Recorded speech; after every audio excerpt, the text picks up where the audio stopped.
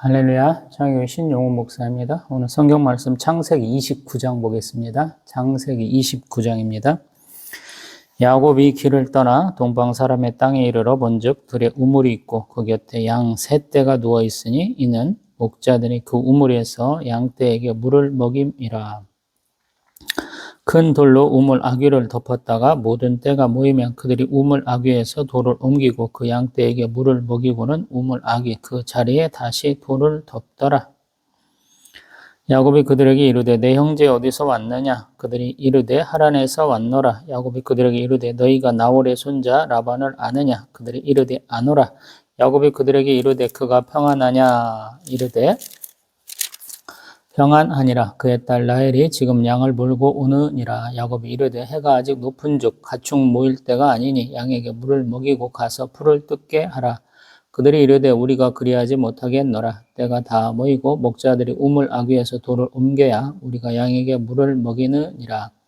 야곱이 그들과 말하는 동안에 라헬이 그의 아버지의 양과 함께 오니 그가 그의 양들을 치고 있었기 때문이더라. 야곱이 그의 외삼촌 라반의 딸 라헬과 그의 외삼촌의 양을 보고 나아가 우물 아귀에서 돌을 옮기고 외삼촌 라반의 양떼에게 물을 먹이고 그가 라헬에게 입맞추고 소리내어 울며 그에게 자기가 그의 아버지의 생질이요 리브가의 아들 됨을 말하였더니 라헬이 달려가서 그 아버지에게 알림해 라반이 그의 생질 야곱의 소식을 듣고 달려와서 그를 영접하여 안고 입맞추며 자기 집으로 인도하여 드리니 야곱이 자기의 모든 일을 라반에게 말하며 라반이 이르되 너는 참으로 내 혈육이로다 하였더라. 야곱이 한 달을 그와 함께 거주하더니 라반이 야곱에게 이르되 내가 비록 내 생질이나 어찌 그저 내 일을 하겠느냐? 내 품삯을 어떻게 할지 내게 말하라.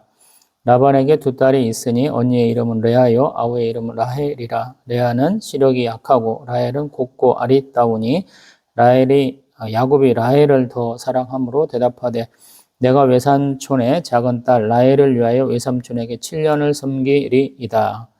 라반이 이르되 그를 내게 주는 것이 타인에게 주는 것보다 나으니 나와 함께 있으라. 야곱이 라헬을 위하여 7년 동안 라반을 섬겼으나 그를 사랑하는 까닭에 7년을 며칠같이 여겼더라. 야곱이 라반에게 이르되 내 기한이 찼으니 내 아내를 내게 주소서 내가 그에게 들어가겠나이다. 라반이 그곳 사람을 다 모아 잔치하고 저녁에 그의 딸 레아를 야곱에게로 데려가매 야곱이 그에게로 들어가니라. 라반이 또 그의 요종 실바를 그의 딸 레아에게 시녀로 주었더라. 야곱이 아침에 보니 레아라. 라반에게 이르되 외삼촌이 어찌하여 내게 이같이 행하셨나이까? 내가 라헬을 위하여 외삼촌을 섬기지 아니하였나이까? 외삼촌이 나를 속이심은 어찌 됨이니이까? 라반이 이르되 언니보다 아우를 먼저 주는 것은 우리 지방에서 하지 아니하는 바이라. 이를 위하여 7일을 채우라. 우리가 그도 내게 주리니 내가 또 나를 7년 동안 섬길지니라. 야곱이 그대로 하여 그 7일을 채우며 라반이 딸 라헬도 그에게 아내를 주고 라반이 또 그의 여종 비라를 그의 딸 라헬에게 주어 시녀가 되게 하며 야곱이 또한 라헬에게로 들어갔고 그가 레아보다 라헬을 더 사랑하여 다시 7년 동안 라반을 섬겼더라. 여호와께서 레아가 사랑받지 못함을 보시고 그의 태를 여셨으나 라헬은 자녀가 없었더라. 레아가 임신하여 아들을 낳고 그 이름을 르우벤이라 하여 이르되 여호와께서 나의 괴로움을 돌보셨으니 이제는 내 남편이 나를 사랑하리로다 하였더라.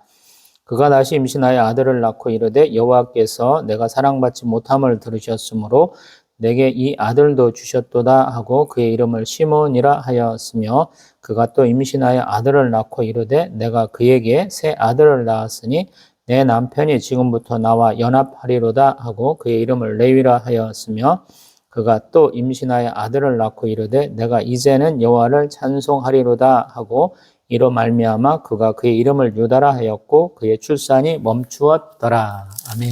할렐루야. 아멘. 오늘은 2024년 3월 14일 목요일 오후 5시 조금 넘었습니다. 창세기 29장에 와보니까 우리 28장에서 많이 겪었던 그런 고민들의 답이 좀 있어요.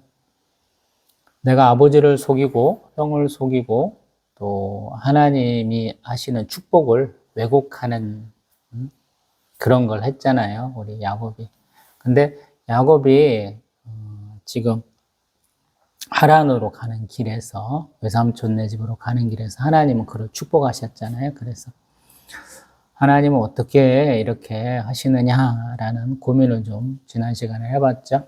오늘은 이제 그 고민이 어떻게 이제 이루어지는지 좀 보여주는 장면들이 많이 있죠. 동방 사람의 땅에 이르렀다 그래요.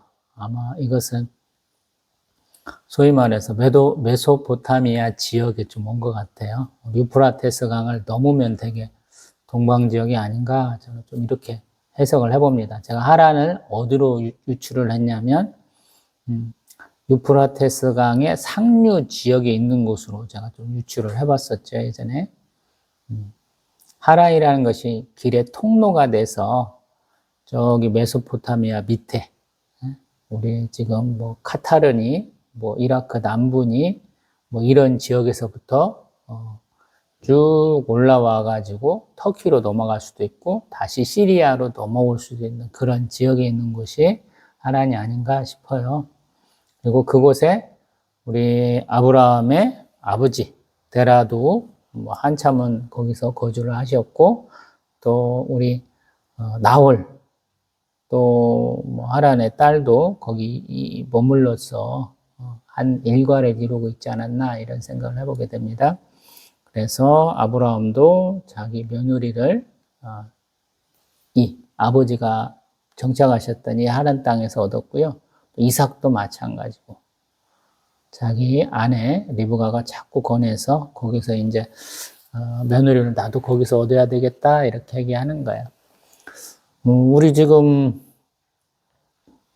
사촌만 넘으면 우리가 이제 결혼을 허용하자 하는 것이 있는가 봐요. 왜냐하면 말은 사촌인데 뭐 그렇게 가깝게 지내지 않는다 그래서 우리 유림에서는 반대를 하고 우리도 반대해야 되는 상황인데 성경에서는 아직 그것이 확실하게 돼 있지 않기 때문에 이렇게 소위 말해서 근친상간에 해당할 수 있는 상황에서도 이런 일들이 벌어집니다. 그래서 우리 한국적인 상황 가지고 이거는 불가능해요 할 것이 아니고 뭐 그럴 수도 있겠다 하는 생각으로 좀 받아들여야 될 것 같아요. 성경은 항상 우리한테 뭐 이해해줘, 이것을 인정해줘 이런 식의 어떤 이야기 전개가 아니에요.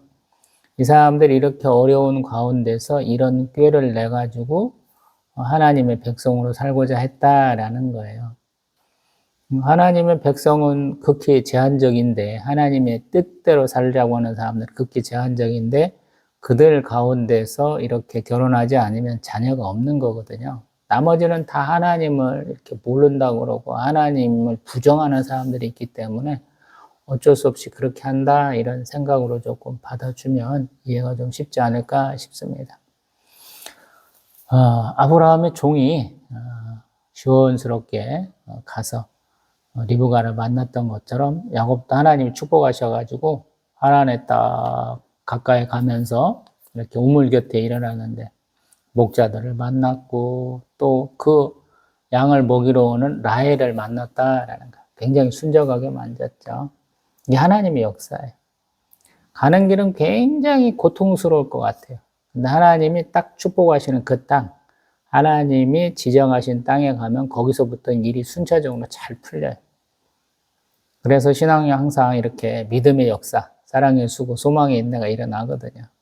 저는 항상 믿음이 있어야 역사가 일어나고, 사랑이 있어야 수고하고, 소망이 있어야 인내할 수 있다 이렇게까지 해석을 하는데 좀 비슷하게 맞아 들어가죠.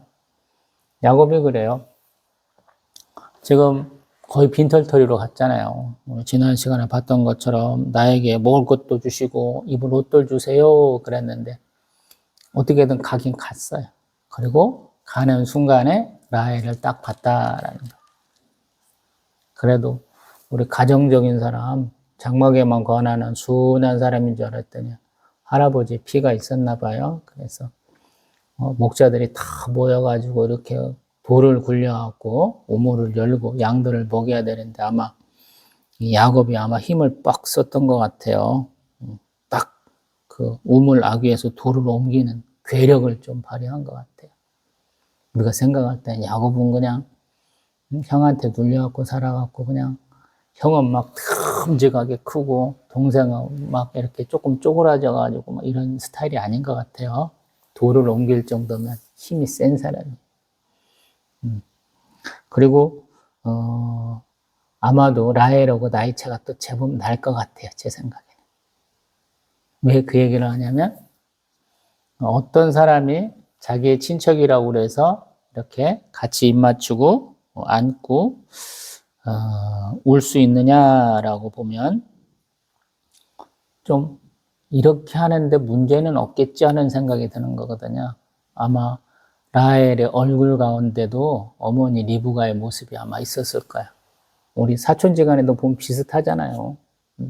저도 사촌만 하면은 뭐 고속버스 한 대 태우고도 남는데 아버지 형제분이 많으셔가지고 사촌들이 굉장히 많습니다. 뭐 외삼촌까지 하면 뭐 어마어마하죠. 그런 상황이에요 지금. 그리고 라반한테 딱 가서 얘기하니까 라반이 사정을 싹 듣고 이해를 해준다는 거. 그것도 참 놀라운 거예요. 사정을 듣다 보니까 이거는 참 믿음이 있으면서도 한편으로 보면 알거지잖아요. 근데 그걸 다 받아준다라는 거. 그러면서 이제 아무것도 없는 상황 가운데 와서 소위 말해서 신부감을 내야 되잖아요. 리브가는 엄청 주고 데려갔잖아요, 아브라함이. 많이 줬잖아요. 값진 것들 막 짐승에다 가득 실어갖고 주고 갔잖아요. 리브가에도 많이 주고. 근데 사정을 딱 들어보니까 야곱도 똑같이 신부를 이렇게 구하려고 왔는데 가진 게 아무것도 없어요. 그러면 벌어서 신부값 줘야 되잖아요. 그래서 값을 정하라 그러는데 우리 야곱은 몸으로 때울게요 그러는 거야. 근데 7년을 일하겠다 그래요. 굉장히 많이 일하는 거죠. 나중에 율법을 보면 6년쯤 일하고는 7년째는 돌려보내야 되잖아요. 같은 유대인 경우에는. 그래서 굉장히 성심성의껏 일해주겠다라고 얘기하는 거예요. 참 낭만적이기도 하고 참 우직하기도 하고 그래요. 어머니를 잘 믿었던 것처럼 외삼촌도 똑같은 줄 알고 잘 믿는 거예요. 근데 그 7년을 채워가지고 이제 내가 사랑하는 여인, 내가 처음에 봐가지고 이렇게 첫사랑에 빠져버린, 첫눈에 반해버린 라헬과 결혼하고 싶습니다. 그러는데 라반이 그래 이제 그럴 때가 되었지. 그래서 잔치도 다 베풀어주고 이제 신혼 초야도 저렇게 딱 해주는데 그때 누구를 보내냐 그러면 레아를 보낸다라는 거. 이 당시에 아무리 밤이 어두워도 별들이 반짝반짝하잖아요. 우리 들판에 가서 산에 가서 별들 바라보시는 분들 많겠지요. 굉장히 밝습니다. 부분 못할 정도는 아니에요. 산에 들어가고 산끈에 계렸다든가 아니면 뭐 이렇게 달이 없어서 못 볼 수도 있지만 대기가 맑을 때는 별이 너무 반짝여가지고 잘 보입니다. 시내산 밑에 호텔에서 거주하면서 이렇게 본다거나 그래도 잘 보이더라고요. 밤하늘이 잘 보여요. 제가 눈이 굉장히 안 좋은데도 불구하고 밝게 보이더라고요. 이게 뭔가 수가 있는 거였구나. 이 사람들도 결혼식 때는 항상 즐기는 거거든요. 몇 차례 얘기를 해봤습니다만 유대인들 결혼식은 굉장한 축제예요. 서로 막 춤추고 난리는 막 쳐요. 막 신부 같은 경우 의자에 태워갖고 다니면서 춤추고 온 사람들이 막 손잡고 한 바퀴 돌기도 하고 막 그래요. 엄청 신이 나요. 보면 볼수록 신이 나요. 예전에 한번 기사에는 사람들이 얼마나 많이 모여갖고 춤췄던지 이 바닥이 꺼져갖고 사고가 난 적이 있다라고 그래요. 한 몇백 명 이상인 것 같아요. 그 사람들이 막 얼마나 춤췄는지 바닥 공사를 우리 대한민국처럼 잘 못했는지 팍 구멍이 나서 사람들이 많이 다쳤다는 얘기도 들었어요. 제가. 야곱이 아마 술을 많이 취했을지 않았을까 싶어요. 신랑 신부도 우리 대한민국도 마찬가지 전통 결혼식에서는 서로 이제 술 한 잔씩 먹이는 경우가 있잖아요. 자, 유대인 결혼식에도 서로 술 마시는 경우가 있는지 없는지는 모르겠지만 사람이 즐기는데 술 안 먹는 데는 없잖아요. 가장 기쁜 날은 우리가 마시잖아요. 우리 기드온 사사의 자녀 중에 우리 요담이라는 사람이 있잖아요. 포도나무 얘기하잖아요. 포도주는 하나님과 사람을 기쁘게 한다. 사사기에서 얘기하잖아요. 우리 유월절 때도 술 취하지는 말라고 포도주 한 잔에다가 물 3잔을 타가지고 몇 차례에 나눠서 희석해서 마시거든요. 우리는 단순하게 유월절 만찬에서 그냥 예수님이 우리에게 성찬식의 원형을 보여준다 그래서 떡 잘라서 먹이고 포도주 한 잔씩 먹이는 걸로 끝이겠지? 아니에요. 굉장히 순서가 많습니다. 쉽게 하는 게 아니에요, 그것도. 우리 예전에 저는 이제, 다 유교니까, 제가 믿음의 일대니까. 제사도 드리다 보면 온갖 절차 다 있잖아요. 5대 조상까지는 해야 되잖아요. 1년에 제사가 몇 번이고,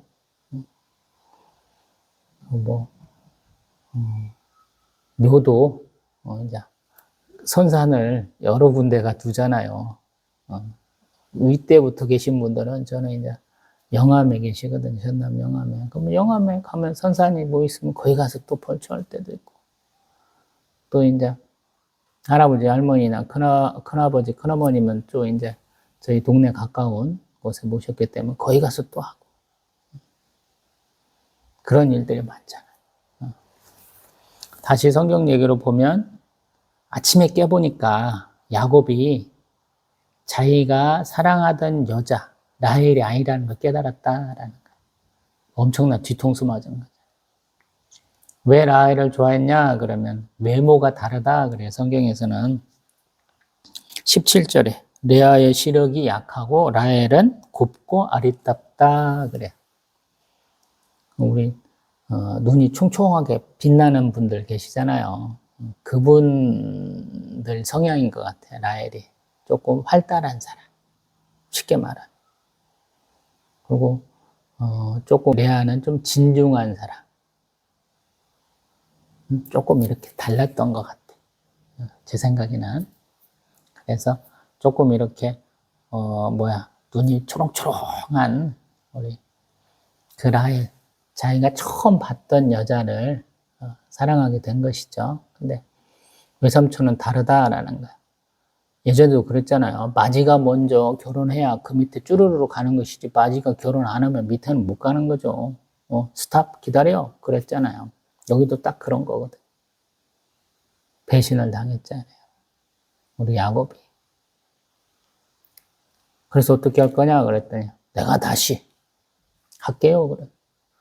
라반이 그러잖아요. 네가 7일 동안 다시 나를 섬기면 라헬 줄게 그러잖아요. 그러니까 군말 없이 해야 되잖아요. 그래서 굉장히 낭만적인 거예요. 이 얘기가 어떤 면에서는. 한 여인을 위해서 17년 동안 목자로서 일할 수 있습니까? 보면 몇 분이나 손을 들겠어요. 굉장히 지고지순한 사랑이에요. 한편으로 보면 굉장히 사랑하는 것이고 한편으로 보면 자기의 죗값을 치르는 거예요. 자기 아버지를 속이고 또 자기 형을 속인 값을 지금 야곱은 받기 시작하잖아요. 자기가 온전히 믿고 있었던 우리 여삼촌에게 한번 속고 또 자기 아내가 된 사람과 될 사람 사이에 지금 갈등이 많잖아요. 하필인 것도 자매잖아요. 또 레아는 레아대로 또 할 말이 있잖아요. 왜냐하면 이 당시 딸은 자유연애하던 때가 아니잖아요. 자유연애가 어디 있어요? 아버지 가라면 가는 것이지. 오히려 리브가가 좀 독특한 케이스죠. 네가 갈래? 하라고 물어봤잖아요. 어머니도 물어보고 오빠도 물어보고. 그래서 갈게요. 그래서 간 케이스거든요. 여기 레아는 아버지가 허락한 대로 하는 죄밖에 없어요. 사실은. 큰딸이니까 살림미천 해야 되죠. 그래서 갔는데 참 감사하게도 우리 레아에게는 아들내미들이 막 톡톡톡톡 나요. 4명까지도. 근데 라헬에게는 하나님이 자녀를 주지 않아요. 아들 아니어도 딸만 하나라도 태어났으면 이렇게 극명하게 대조가 안 될 텐데 야곱도 그래서 굉장히 복잡할 거예요. 배신감을 느끼잖아요. 우리 레아를 볼 때마다. 신혼 초야 치르기 전에 얘기하면 물릴 수 있잖아요. 아, 나는 레아예요. 라헬이 아니에요. 한마디만 하면 되잖아요. 근데 한마디도 안 하고 있어가지고 사건을 키웠잖아요. 그게 이게 문제가 되는 거예요. 부부가 되었으니 남편의 책임을 다해야 되잖아요. 또 없던 정도 생기게 마련이다. 우리는 예전에 그랬잖아요. 근데 레아에게는 그런 정이 되게 안 생겼던 것 같아요. 그래서 레아가 자녀를 짓는 이름도 보면 다 자기가 짓잖아요. 이게 좀 우스운 거예요. 하나님이 이름을 주어주는 아주 영광스러운 이름이 있고 대부분은 아버지나 할아버지가 이름을 지어주기 마련이거든요. 근데 여기는 레아가 짓잖아요. 그 이름 자체가 좀 우리가 듣기에 짠하잖아요. 첫 번째가 루벤, 보라 아들이다. 아들이다. 아들 낳았으니까 나를 사랑해 줄 거야. 대부분의 사람이 아들, 딸 구분만 자 그러는데 아들이면 기대를 많이 하잖아요. 이 당시는 자기의 뒤를 이을 아들의 가치가 지금보다 훨씬 더 높을 때잖아요. 근데 별로 없다라는. 그 다음에 둘째 아들을 또 낳았을 때 시므온, 하나님이 들으셔서 아들 낳는데도 불구하고 나를 이렇게 특별하게 사랑해 주지 않는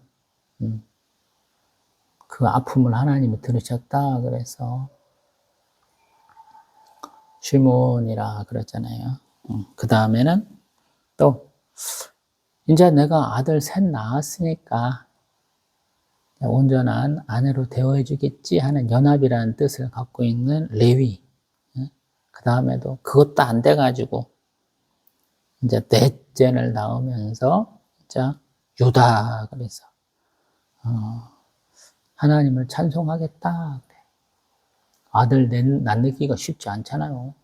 그래서 그럼에도 불구하고 여전히 이 관계는 풀리지 않는다 이렇게 얘기하고 있잖아요. 이만큼만 놓고 봅니다. 성경은 참 어려워요. 항상 그 얘기 되게 많이 하죠. 이 소리만 빼도 아마 동영상에서 한 몇십 초, 1분쯤은 살아갈 것 같, 이렇게 줄일 수 있을 것 같은 정도로 참 어렵죠. 그것은 뭐냐면 우리가 생육하여 번성하여 땅에 충만하라는 축복을 받았고 그 축복은 항상 이렇게 부부가 이렇게 되고 또 부부의 사랑을 통해서 자녀를 얻고 또 그 자녀를 잘 양육해서 걔도 성년이 돼서 어떤 남자나 여자를 만나서 또 부부가 되고 또 그 부부가 또 자녀를 낳고 이렇게 되는 것이거든요. 어찌 보면 우리 21세기나 되니까 한국 사회가 너무 빈부격차가 심하고 또 아이들 하나를 낳아서 키우는 게 너무 어려워지다 보니까 우리의 그 출산율이 자꾸 줄어들잖아요. 전 세계에서 뭐 선진국에 해당하는 국가들 중에 거의 꼴등일 거예요. 근데 하나님은 언제나 이렇게 자녀를 낳는 것이 참 기쁘고 즐거운 일이다라고 말씀하고 있어요. 그래서 우리 믿는 분들은 항상 얘기하지만 너무 조건 따지지 마라. 경제력 따지고 뭐 지식 따지고 사회적 지위 따지고 많이 그러시는데 그러지 마라. 같은 신앙을 가지고 이렇게 예배 드릴 때도 같이 앉아 짠짜란히 앉아서 예배 드릴 수 있으면 그게 가장 좋은 조건 중에 첫 번째는 맞춘 것이다라는 거예요.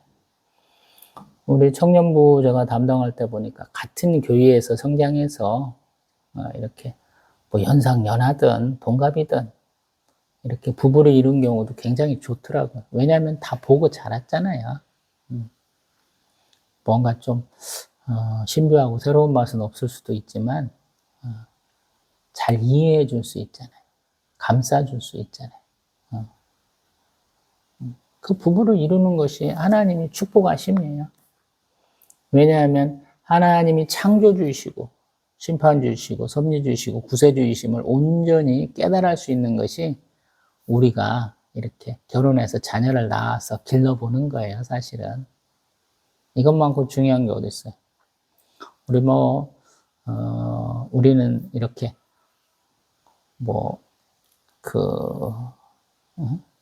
유기체, 살아 움직이는 생명에 대한 것들을 좀 이렇게 부부 생활을 통해서 이렇게 바라볼 수 있는 거잖아요. 지금도 우리 물리학자들, 천문학자들 보면 창세 때 우리 빅뱅 이후로 움직였던 원자, 무슨 원소 이런 것들 찾아야 된다고 막 열심히 노력하시잖아요.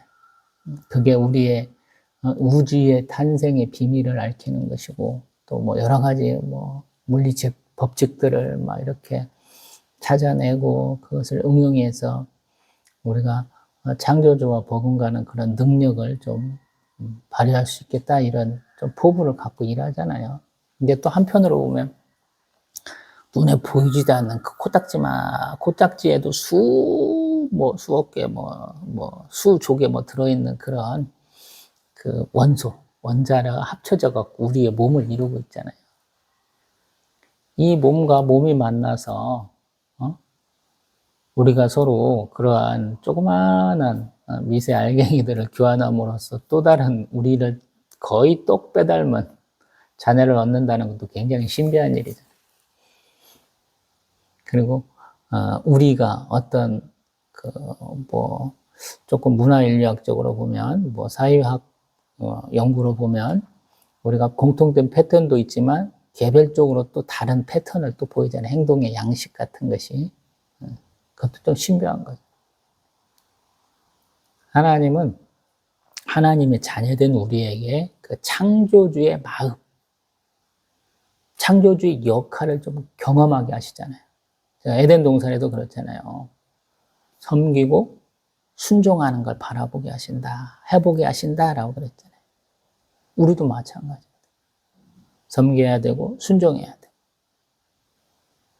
아마 야곱만큼 내가 자이든 타이든 남한테 패 끼쳤던 만큼 자기가 또 그대로 받는 사람도 별로 없어요.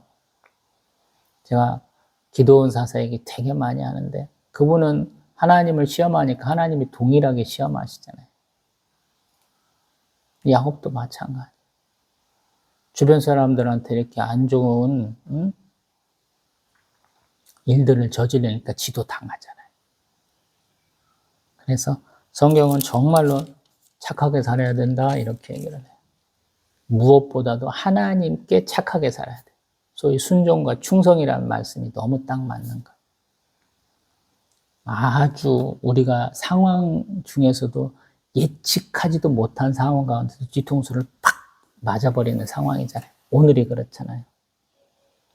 같이 한 자리에서 앉아서 먹고 마시고 대화도 하고 오늘도 라반은 뭐라고 그러냐면 우리 14절에 너는 참으로 내 혈육이로다 그래요. 굉장히 아끼는 거예요. 족하잖아요, 자기한테는. 여동생의 막둥이잖아요. 얼마나 반갑고 얼마나 이쁘고 그러겠어요. 근데 그 녀석을 속이잖아요. 실컷 약속해놓고 오기잖아요. 그게 그가 뒤통수를 시게 맞았잖아요. 또 자기가 자매를 판단할 때 막내가 더 낫네 그러잖아요. 그리고 그러한 판단에 대해서 서운했는갑다 그러잖아요. 레아가. 제가 생각할 때는.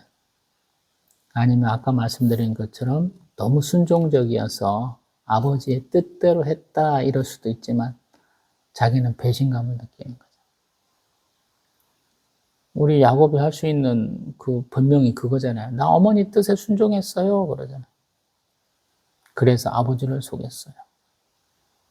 레아는 뭐라고 그러겠어요?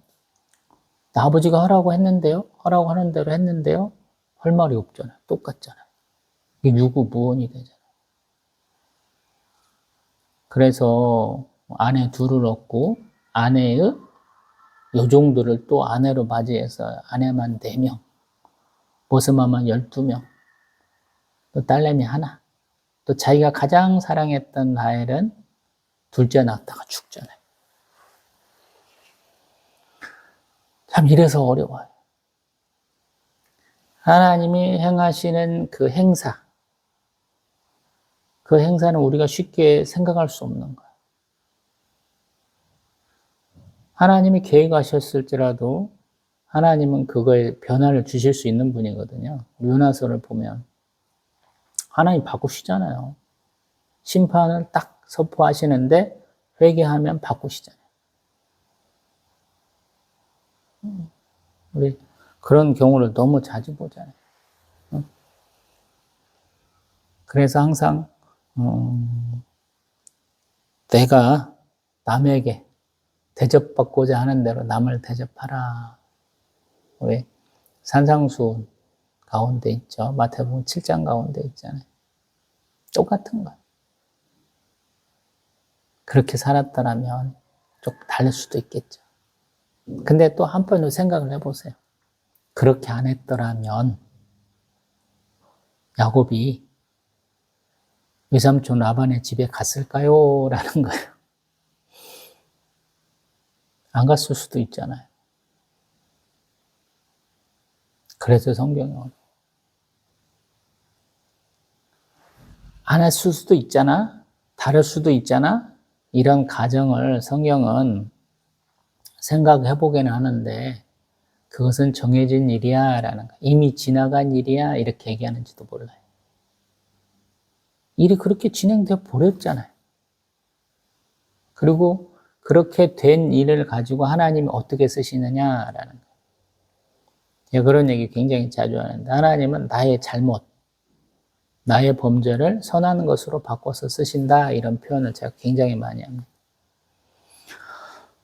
사람을 매마 인생의 채찍 사무엘하 7장에 나오죠. 하나님이 다윗 언행하실 때 하시는 말씀이에요. 다윗이 잘못하면 사람을 매마 인생의 채찍으로 혼내주시겠다 그러잖아요. 저도 그런 역할을 많이 했었고 또 그런 역할을 맡은 사람하고 갈등을 겪고 저도 상처를 받기도 하고 맞는가는 모르겠어요. 제가 성경을 보면서 이런 건 이런갑다라고 인정하는 거예요.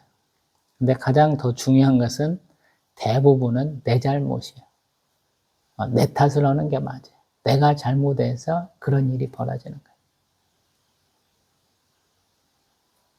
야곱도 그런 얘기를 해야 되죠. 내가 잘못했어 라고 얘기해야 되죠. 내가 형을 속이지 않았더라면 아버지 앞에 거짓말하지 않았더라면 내가 중심을 좀 잡았더라면 괜찮았겠지. 이렇게 말해야 되는 거 아닌가 싶어요.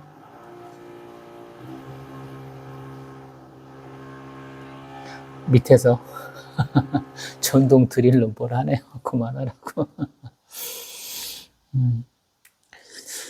이 얘기는 또 이제 부부지간의 일은 또 다음 시간에 또 30장에서 또 다뤄야 되거든요.